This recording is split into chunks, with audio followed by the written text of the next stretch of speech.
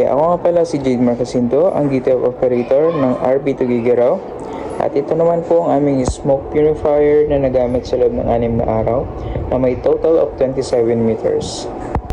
Capping, printer head, at ito naman ang tamang process ng pag-head clean, which is normal and heads.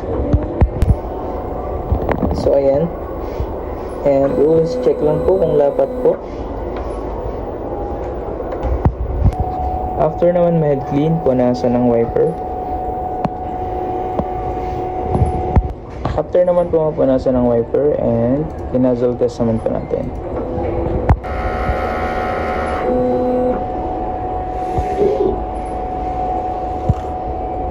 And pagkatapos naman ng nozzle test, check naman natin yung quality kung good or working po ba. So far, good naman po siya.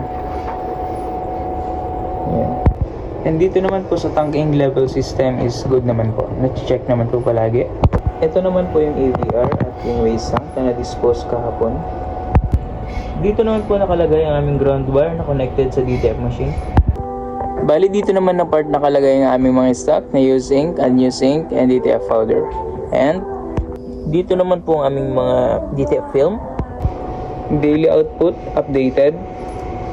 Ito naman po yung consumables, updated din po. And yung weekly inventory namin is updated naman po. And regarding naman po dito sa DTF maintenance natin is updated naman po siya. Yun lamang po. Maraming salamat.